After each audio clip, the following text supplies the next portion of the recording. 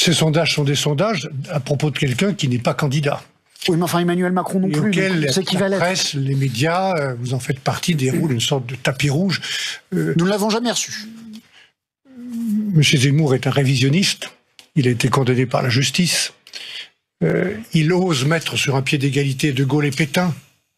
Moi, je me suis engagé très tôt comme jeune militant derrière le général de Gaulle et je sais la différence.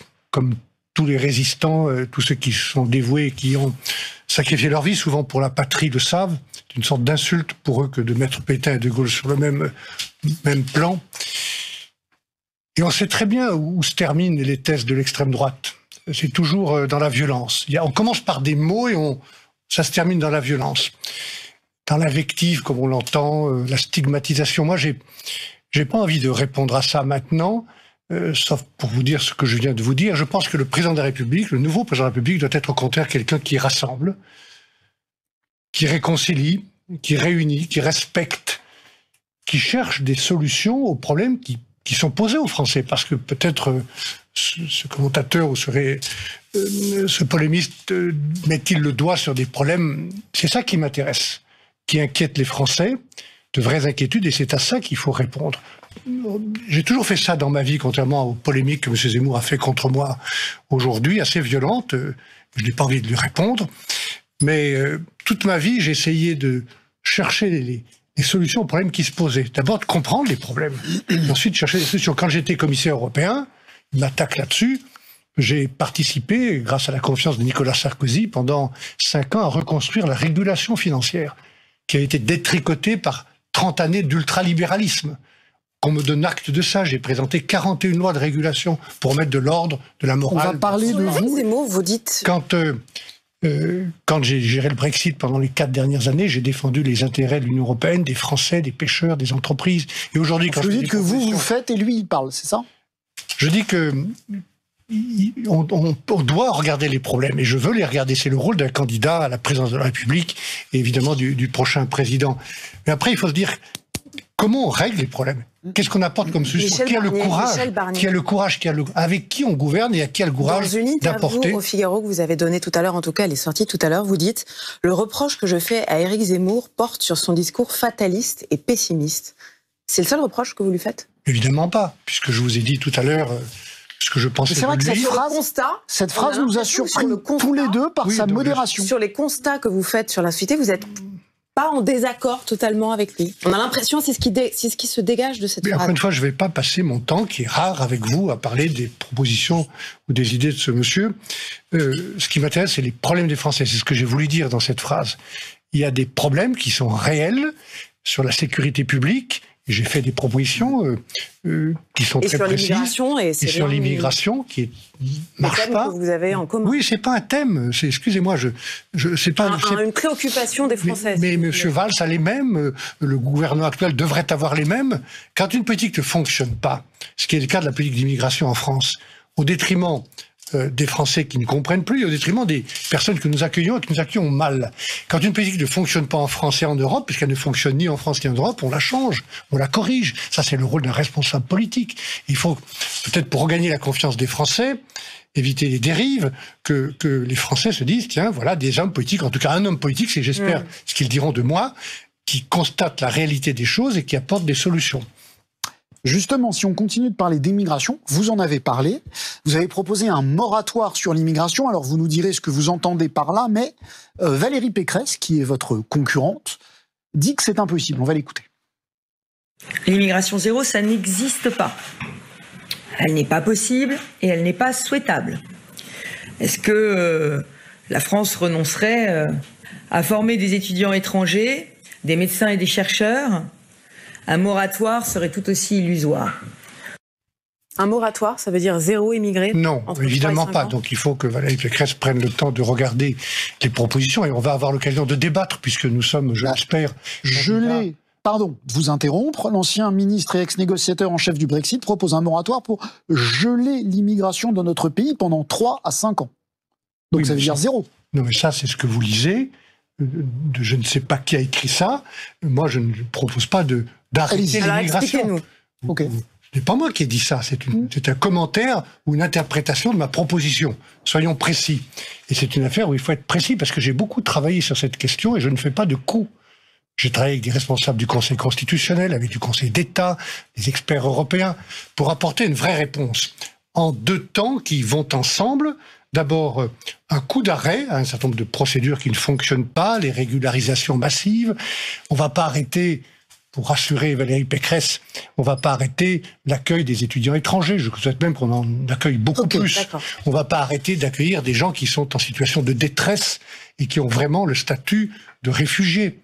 On doit les protéger, c'est un devoir moral. Donc il y aura des entrées pendant ces 3 à 5 ans. Évidemment, sur certains sujets, nous allons procéder de manière humaniste et de manière rigoureuse. Okay. Mais il y a des procédures qui ne fonctionnent pas, il y a des procédures qui sont détournées, des titres de séjour qui sont donnés à des gens qui ne le méritent pas, il y a des expulsions qui ne sont pas effectuées. 80% des expulsions décidées par la justice ne sont pas... Mais ça, c'est pas l'immigration, c'est pas les entrées. Ça, c'est autre chose. Non, mais je vous parle de l'ensemble des problèmes de l'immigration. Et c'est mon rôle de poser tous les problèmes. Donc, on va mettre à plat toutes ces procédures pour les regarder une à une, changer ce qui doit l'être, de manière humaniste et rigoureuse. Et ce temps-là sera également utilisé pour discuter avec nos partenaires européens.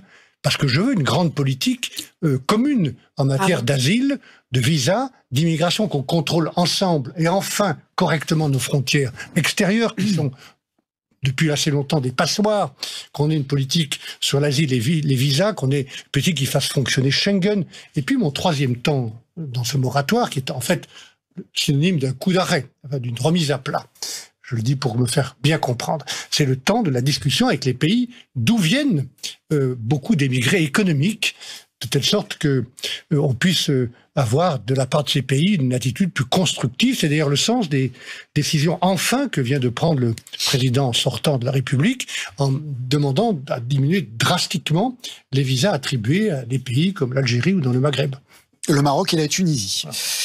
Mais donc, je continue de vous embêter là-dessus. En fait, c'est pas un moratoire, c'est simplement vous arrêtez les entrées clandestines. Un coup d'arrêt. Un coup d'arrêt, une diminution. Et la révision, la remise à plat de procédures qui sont actuellement abusées ou détournées, notamment le regroupement familial. Alors je suis très frappé de voir les cris, etc. Il y a quelques années, l'Allemagne elle-même, appuyée sur la cour de Karlsruhe, la cour constitutionnelle, a décidé un moratoire sur les regroupements familiaux et personne n'a rien dit. Donc Puis après, elle a accueilli 1 million de Syriens. Oui, ça c'est ça. Personne n'a rien dit non plus. Et sa souveraineté que d'accueillir qui elle veut accueillir. Je vous recommanderais d'ailleurs qu'on travaille beaucoup ensemble avec l'Allemagne et les autres pour avoir une politique commune en matière d'asile, de visa et d'immigration, ce qui est une bonne chose. Michel Barnier, une dernière question sur l'immigration. Il y a à peu près 200 000 immigrés qui arrivent en France chaque année depuis à peu près une dizaine d'années. Je pense que vous n'allez pas vouloir me donner un chiffre, mais vous voulez ramener ce chiffre à combien ? Je veux le ramener à un chiffre raisonnable de telle sorte qu'on choisisse. C'est quoi raisonnable ? Nous parlons, je ne vais pas vous donner des chiffres aujourd'hui, les gens que nous accueillons pour des raisons économiques. C'est ça ce sont ces hommes et ces femmes dont vous parlez. À eux, vous leur dites non. Nous allons donner un coup d'arrêt pour dire que nous accueillerons les personnes que nous voulons accueillir à travers des quotas qui sont d'ailleurs fixés par le Parlement chaque année. C'est aussi la raison de la révision constitutionnelle ou du référendum que nous organisons. Ça, c'est le référendum que vous organiserons au mois de septembre. Nicolas Sarkozy a dit hier, quand on est élu, c'est pour diriger. On a un mandat du peuple, il n'y a pas besoin de passer par des référendums tout le temps. Sauf que, je le dis avec beaucoup de respect pour Nicolas Sarkozy, dont j'ai été le ministre, sur cette question-là, par exemple, pour contrôler et encadrer davantage le regroupement familial, pour donner au Parlement la capacité démocratique de décider chaque année des quotas du nombre de personnes émigrées économiques. Il faut changer la Constitution. Il faut une modification constitutionnelle. Revenons à la politique, à la politique politicienne, si je puis dire. On a parlé d'Éric Zemmour tout à l'heure. Compte tenu de la situation, parce que vous le vouliez ou non, il y a une dynamique Éric Zemmour qui nuit aux Républicains. Est-ce qu'il n'est pas devenu indispensable pour vous d'accélérer la désignation de votre candidat ? Je ne le crois pas. Je dis à tout le monde, journaliste qui s'impatiente, et je suis très touché par votre attention, que chacun garde son calme. Nous ne sommes pas parvenus, c'est une vérité, à nous mettre d'accord autour de la table avec tous ceux qui ont envie d'être président de la République, puisqu'il s'agit de cela. Comme on ne s'est pas entendu autour d'une table, nous faisons une chose qui est très simple et je trouve assez normale, légitime, qui est de demander aux militants dans notre parti. C'est donc 2 mois, on peut le faire dans 1 mois. Non, parce que nous avons besoin de temps pour laisser à chaque candidat le temps de trouver ses parrainages, aux militants de se préparer. Il y a beaucoup de gens qui adhèrent aux Républicains en ce moment, et d'ailleurs j'invite tous ceux qui veulent m'apporter leur confiance à adhérer. Et donc il faut ce temps-là, et ce n'est pas trop rapide. Nous ferons les choses normalement en respectant les militants, et les militants de notre mouvement politique qui ont été très patients, permettez-moi de le dire en les remerciant, ils ont droit qu'on les respecte. Xavier Bertrand, lui, est un peu moins patient, pour le coup. Et ça, c'est son problème. C'est parce qu'il est plus haut dans les sondages. Oui, nous verrons bien. La question, encore une fois, que chacun garde son calme. Le mouvement a demandé à ses propres militants ce qu'il voulait faire. On aurait pu avoir un vote très large, c'est-à-dire le vote qui avait ma préférence, ouvert aux électeurs centristes et de la droite républicaine. Les militants ont choisi un vote plus restreint pour eux-mêmes. Ils décideront le 4 décembre. On ne changera pas cette date. C'est ce qui a été décidé par le bureau politique tout à l'heure. Et je pense que c'est bien ainsi. Et puis le 4... Ça vous arrange? Non, ça ne m'arrange pas. Si, ça vous arrange, parce que pour l'instant, vous êtes en retard, vous avez moins de notoriété. Oui, mais ça, c'est votre analyse. Non, mais je n'ai pas de fébrilité. Je souhaite pouvoir présenter mon projet. Demain, je serai avec les éleveurs et les agriculteurs à Cournon, près de Clermont-Ferrand. Je serai dans plusieurs départements de l'Allier ou du Clermont-Ferrand à nouveau samedi. Et je vais continuer semaine après semaine à aller à la rencontre des militants. C'est ce temps-là qui est utile pour tous les candidats. Et à ces candidats, je dis simplement, de manière très simple, avec beaucoup de bon sens, ceux qui veulent représenter cette famille politique, qui veulent porter ce projet qui est le nôtre, de refondation de notre pays, de l'autorité publique, de la sécurité, de l'immigration. Ils doivent se présenter à cette élection. Ceux qui veulent porter les idées de notre projet, qui sont d'ailleurs au cœur des attentes des Français. Je me permets de vous dire ma conviction. Ceux qui veulent le soutien des élus républicains, qui sont très nombreux à tous les échelons, ceux qui veulent le soutien des militants dont je parlais, il faut qu'ils respectent la règle du jeu. D'accord. Donc vous dites... de loyauté, une question de confiance. Vous dites à Xavier Bertrand, présente-toi à cette élection, parce que de toute façon, le vainqueur de cette élection sera candidat. Mais c'est exactement ça, et je pense qu'il le comprend. Il a dit l'autre jour devant les députés à Nîmes qu'il ne ferait pas perdre son camp, donc il faut que tous ceux qui sont dans cette famille ou qui sont à côté de cette famille mais qui veulent le soutien des militants respectent la règle du jeu. Voilà, il le comprend peut-être, mais enfin il ne le dit pas clairement. Un mot, puisque vous aviez dit que vous dites que vous serez à Clermont-Ferrand demain, qui est dans la région Auvergne-Rhône-Alpes. Vous avez le soutien de Laurent Wauquiez? C'est lui qui vous le dira. J'ai beaucoup de discussions avec Laurent Wauquiez sur le fond. Il est un grand président de cette grande région Auvergne-Rhône-Alpes. Il est un homme politique qui compte. Il a beaucoup d'idées dont nous avons parlé. Et est-ce qu'il vous soutient? Et c'est pas moi qui vais vous dire ce qu'il souhaite, c'est lui qui vous le dira, comme d'autres élus. J'ai beaucoup d'élus qui me rejoignent du Parlement, de l'Assemblée nationale, du Sénat, des députés européens, beaucoup de maires, beaucoup de militants. C'est pour ça que je pense que je vais obtenir la confiance des militants le 4 décembre. Je suis déterminé. Et s'agissant de personnalités comme Laurent Wauquiez qui jouent un grand rôle et qui jouera un grand rôle dans notre pays, c'est à lui de vous le dire. Je voudrais qu'on parle de la crise de l'Église. Après, nous sommes 24 heures après les révélations de la commission Sauvé sur les crimes sexuels au sein de l'Église. Est-ce que vous vous attendiez à de tels chiffres? Non, personne ne s'attendait à de tels chiffres, et pourtant ils correspondent à une réalité. On a même dit qu'elle était sous-estimée. Peut-être. Derrière ces chiffres, d'ailleurs, permettez-moi de vous le dire, derrière ces chiffres épouvantables, il y a surtout des hommes et des femmes, des vies qui ont été brisées, des destins. Donc c'est à ces personnes que je pense.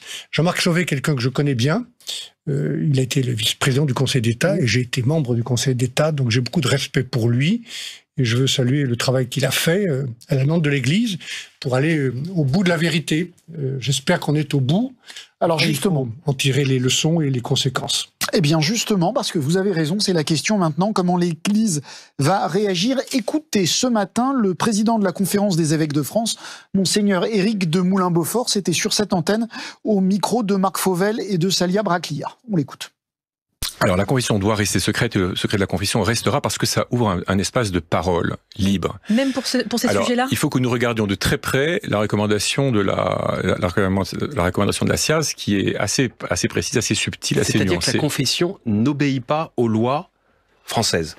C'est un endroit où ce qui se dit, normalement, il y a une obligation. Si je dis à ce micro, Monseigneur, j'ai été victime ou témoin de quelque chose, vous avez le devoir d'aller voir un policier ou un gendarme. Ce que vous dites, c'est que le secret de la confession, aujourd'hui, est plus fort que les lois de la République. Parce que la confession s'impose à nous et il s'imposera. Elle est plus forte que les lois de la République. Et en ce sens-là, il est plus fort que les lois de la République.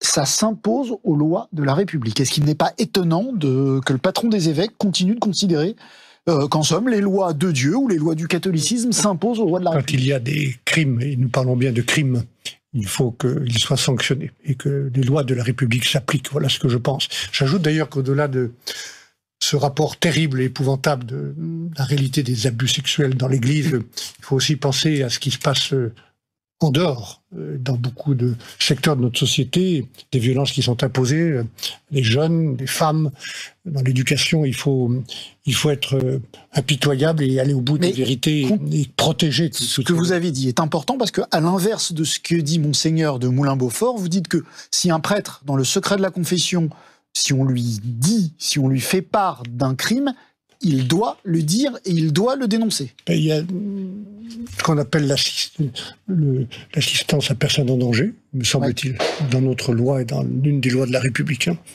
Parce que vous soutenez, j'ai lu dans cette interview du Figaro que vous soutenez une proposition du président Philippe Bas pour mettre dans l'article 1er de la Constitution « Nul individu ou nul groupe ne peut se prévaloir de son origine ou de sa religion pour s'exonérer de la règle commune ». Parce que ce qu'il décrit là, c'est une démarche séparatiste. Donc, que pensez-vous, est-ce que ça vous choque que l'Église dise encore ça aujourd'hui? Je viens de vous dire, et la proposition que Philippe Bas, qui est un parlementaire extrêmement respecté, a faite pour une éventuelle révision de la Constitution, elle vise non pas les églises qui sont chez nous, au-delà du point grave que nous venons d'évoquer, elle vise aussi à nous protéger d'un certain nombre de comportements terroristes et qui mettent en danger la sécurité et la sûreté nationale. Dernière question sur ce sujet, est-ce que vous pensez que l'Église doit payer? Là aussi, Éric de Moulin-Beaufort a dit on n'a pas d'argent, donc on va faire la quête pour dédommager financièrement. Est-ce que l'Église doit payer? C'est pas l'argent qui va réparer les souffrances et ces vies détruites. Et je pense que les victimes, en tout cas celles qu'il demanderait, devraient être bénéficiaires d'une réparation.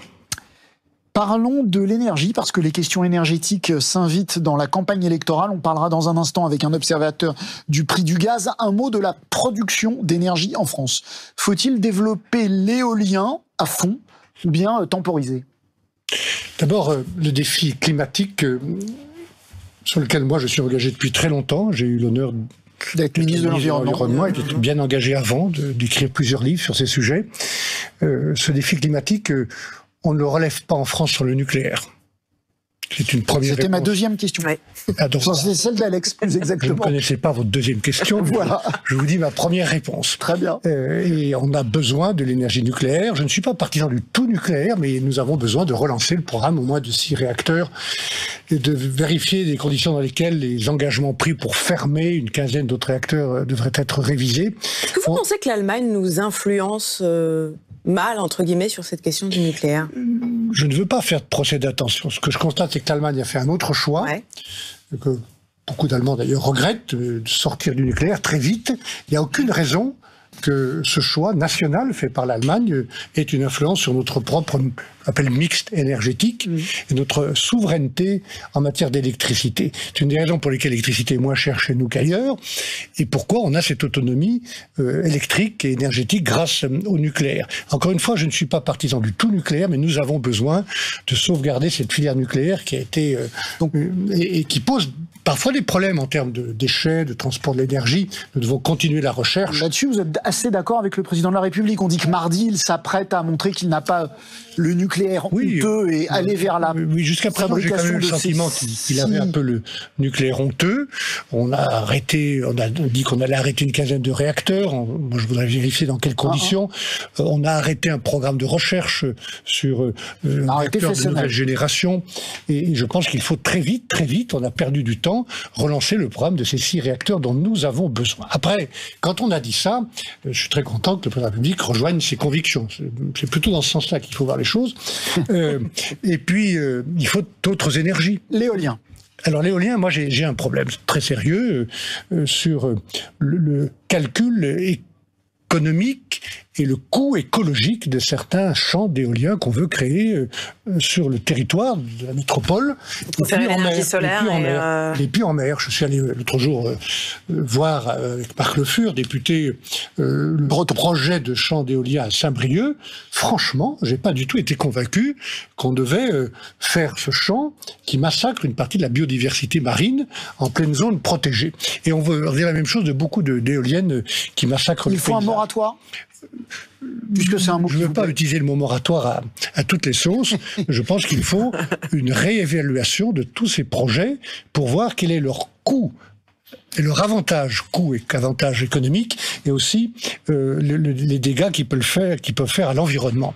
Alors après, moi je suis partisan en effet d'autres formes d'énergie. J'ai créé il y a une vingtaine d'années dans mon département, en Savoie, avec beaucoup d'autres acteurs, l'Institut national du solaire. Je l'ai visité il y a un mois, il y a 500 chercheurs qui y travaillent, et ce que j'ai entendu est formidable. Les applications sur les routes, pour l'agriculture, sur les voitures, la recherche en matière d'énergie solaire, de photovoltaïque est formidable. Ils m'ont même dit, je dis ça à vos auditeurs, une chose qui m'a frappé, ils m'ont dit que si on équipait 5% seulement de la surface du désert, par des panneaux photovoltaïques, on produirait l'énergie dont le monde a besoin. Voilà. Donc je suis convaincu que c'est une voie comme la biomasse, et puis comme une autre source qui est l'économie d'énergie. Le kilowatt qui coûte le moins cher, c'est celui qu'on ne consomme pas. Le baril de pétrole qui pollue le moins, c'est celui qu'on ne consomme pas. Et donc il faut, dans le sens de ce qui a été fait par beaucoup de gouvernements, intensifier avec des aides très précises, très rapides, notamment à ceux qui en ont besoin, avec les revenus les plus faibles, l'isolation des logements pour faire un pari gagnant-gagnant. Ça veut dire que on augmente le pouvoir d'achat des gens puisqu'ils dépensent moins pour leur énergie, on donne du travail à des centaines de milliers de petites entreprises et on diminue la facture énergétique française d'un pays qui n'a pas de pétrole sur son territoire. Et justement, on va parler du prix de l'énergie avec notre observateur citoyen Antoine Demeyer. Rebonsoir Antoine, je rappelle, vous êtes chauffeur de bus à Albins, en Savoie, et vous vouliez donc parler du prix de l'énergie. Allez-y. Oui, effectivement. Donc, alors, je ne suis pas conducteur de bus à Albins, je suis conducteur de bus à Annecy, mais j'habite Albins, en Savoie. Alors, concernant les envolées du prix du gaz, forcément, c'est la polémique en ce moment. Ça monte, sauf que notre pouvoir d'achat à nous, il diminue. Je voudrais savoir, déjà, ce que vous comptez se faire là-dessus, et pas que des promesses. Moi, je voudrais du concret cette fois. D'abord, bonjour aux Savoyards que vous êtes, bonsoir. Je ne suis pas ministre, je ne suis pas président de la République aujourd'hui, donc les décisions doivent être prises sans attendre le mois d'avril. Je suis frappé d'ailleurs que le bouclier qu'a annoncé le Premier ministre ait été annoncé maintenant, jusqu'au mois d'avril, comme par hasard au moment des élections. Je trouve que ce bouclier vient très tard. Il ne va pas régler la question de tous les abonnés au gaz, dont le prix a augmenté très très substantiellement, ni de l'électricité. Moi, j'aurais préféré, je vous le dis, c'est mon orientation, qu'on diminue les taxes. Et peut-être un jour qu'on fasse pour le prix de l'énergie, ce qui a été fait pour le prix du livre il y a quelques années, en bloquant le prix de l'énergie. Ça veut dire que l'État... C'est pas très écolo. Oui, mais je crois qu'il faut faire très attention aux gens qui ont besoin de cette énergie, de ce gazole, de l'électricité pour vivre, là où ils vivent, souvent en dehors des villes, et pour se transporter aussi. Je pense qu'il faut faire très attention. Précisez votre proposition, comme le prix du livre, c'était le prix unique du livre. Vous proposez un prix unique, fixé de l'énergie, pardon, je vous ai interrompu. Non, je suis en train de vous dire qu'on pourrait travailler sur cette idée-là, à laquelle je travaille avec mes équipes, et sur laquelle je dirais un certain nombre de propositions dans les temps qui viennent, après les avoir expertisées et évaluées. Mais je pense qu'il y a, sur le prix de l'énergie, qui est une composante fondamentale du pouvoir d'achat, et on sait bien que le pouvoir d'achat est la grande question qui préoccupe des millions de familles, il faut agir. Et peut-être l'État peut-il donner l'exemple aussi, en limitant ou en maîtrisant les taxes qu'il impose sur le prix de l'énergie. Antoine, vous êtes toujours là. Est-ce que vous avez obtenu une réponse concrète? Est-ce que vous avez compris ce que vient de dire Michel Barnier? La réponse pour moi n'est pas concrète. Aujourd'hui, je vais m'expliquer. Hein, c'est qu'aujourd'hui, on nous dit que le prix du gaz augmente par rapport à l'économie, enfin la relance économique. Sauf que pendant 2 ans, on a eu la crise du Covid où il n'y a pas eu d'économie. Je pense que pendant 2 ans, on a eu le temps peut-être de faire des stocks de gaz. On a eu le temps de voir venir tout ça. Aujourd'hui, moi, relance économique ou pas, moi, je consomme la même chose en gaz. Je chauffe pas plus, je chauffe pas moins. Je vois pas pourquoi ça serait encore à moi de payer. Voilà, aujourd'hui, je pense que tous les Français sont comme moi. On en a marre de payer pour tout ça. C'est comme pour le carburant, pour le gasoil. Aujourd'hui, je fais 80 km. Enfin, moi et ma femme, on fait 80 km pour aller travailler tous les jours en voiture. On n'a pas le choix. Moi, le gasoil, j'en ai remis ce matin. Il est passé à 1,59 €. Il y a 2 mois, il était à 1,40 €. 19 centimes d'augmentation. Moi, dans mon budget, ça passe pas. Je suis au centime près. Et on est tous les Français moyens sont sur la même longueur d'onde que moi. Merci beaucoup. Et aujourd'hui, Merci Antoine, on va laisser Michel Barnier. Juste pour dire que ces réflexions sont très importantes, elles correspondent à la réalité de la vie dans nos territoires. Et je pense que ces questions devront être posées au président de la République sortant et au gouvernement actuel qui gère bien ou mal, je trouve plutôt mal cette question. Moi je vous dis simplement à ce à quoi nous réfléchissons pour maîtriser ces augmentations dans le prochain quinquennat. Merci beaucoup Antoine d'avoir été avec nous ce soir. On va parler du Brexit maintenant. Michel Barnier, sujet que vous connaissez bien, et des tensions dans un instant entre la France et la Grande-Bretagne. D'abord un mot sur votre vision de l'Europe. Vous vous définissez quasiment toujours dans toutes les interviews sur votre compte Twitter comme européen et patriote. 2 notions que certains opposent assez souvent. Pourquoi elles sont compatibles pour vous, européens et patriotes? En plus d'être patriote, d'abord le président de la République française, en charge de l'intérêt national et de la souveraineté nationale, depuis 1958, a toujours été européen. C'est le général de Gaulle qui met en œuvre, quand il arrive en 58, le traité de Rome, et qui développe des politiques agricoles, le marché commun. Et puis tous ses successeurs ont tous été européens, plus ou moins avec de la passion quelquefois, certains avec plus de raison que de passion. Mais moi, je vais être un président de la République européen qui sera en charge de défendre l'intérêt national avec les autres pays européens. Et pourquoi je pense ça? C'est quand vous regardez un certain nombre de défis que nous devrons affronter, qu'il s'agit du défi climatique dont nous venons de parler, qui est le plus grave, de la lutte contre le terrorisme, de la pauvreté en Afrique avec les migrations massives qu'elle va provoquer, de la maîtrise de la finance mondiale, des centaines de milliers de milliards qui tournent autour de notre tête. Et sur le défi migratoire? Sur le défi migratoire, je pense qu'il faut agir ensemble. Et il y a des domaines où nous devons agir ensemble plutôt que chacun chez soi. Sur l'immigration, ce que vous proposez, ça reste très franco-français. Non, je vous ai dit tout à l'heure, peut-être me suis-je mal exprimé, mais je vous ai dit que j'avais un temps de moratoire pour mettre à plat toutes les procédures nationales et un temps dans ce moratoire pour négocier, je vous l'ai dit précisément, une politique concrète, efficace au niveau européen pour l'asile, les visas, les frontières et Schengen. Je peux bien répéter ça une 3e fois si vous le souhaitez.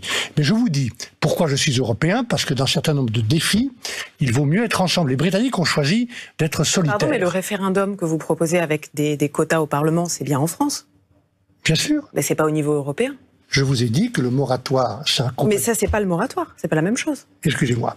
Le moratoire est un temps où on met à l'arrêt certaines procédures, et pendant ce temps-là, j'espère avoir été clair, je vais le répéter une 4e fois, je veux qu'on discute, nous Français, avec nos partenaires européens. C'est le temps de ce moratoire pendant 3 à 5 ans. Je reviens à votre question, dont vous vous êtes éloigné, en vous disant que je voudrais... tenter durant cette campagne présidentielle d'expliquer, de dire ce que j'ai dit aux étudiants d'Assas tout à l'heure, qu'il faut être européen en plus, je dis bien en plus d'être patriote, parce que dans certains domaines, la défense de notre souveraineté nationale, la défense de notre intérêt national passe par une coopération avec les autres pays. Et c'est là que je n'arrive toujours pas à comprendre pourquoi les Britanniques, dans une sorte de rhétorique ou de polémique, ont décidé d'être tout seuls, au grand large, alors que je pense que nous avons intérêt à être ensemble. Alors à propos de Britanniques tout seuls et au grand large, justement, il y a des problèmes en ce moment avec les pêcheurs. Les Britanniques disent que l'accord de pêche, les Français disent que les Britanniques ne respectent pas aujourd'hui l'accord du Brexit pour la pêche. Alors cet accord, on sait qu'il est négocié. C'est vous. Est-ce que c'est vrai qu'aujourd'hui, les Britanniques ne le respectent pas en n'accordant pas assez de licences de pêche aux bateaux français? Mais c'est clairement la vérité. Les Britanniques se comportent comme des flibustiers. Ils ne respectent pas l'accord qu'ils ont négocié pied à pied jusqu'au dernier moment. Vous savez que cet accord sur la pêche qui a permis l'accord global, puisque c'était pas l'accord global de commerce, il n'y avait pas d'accord de pêche. On l'a signé le 24 décembre, 6 jours avant que tout le monde tombe dans le trou, enfin surtout les Britanniques, en créant des tarifs douaniers sur tous les échanges. On a évité ça, mais c'était de justesse. Clairement, aujourd'hui, ils ne le respectent pas. Je pense que les Britanniques ne sont pas de bonne foi en refusant un certain nombre de licences à des pêcheurs normands, du nord de la France, de Bretagne, qui ont droit à ces licences. Il faut les sanctionner.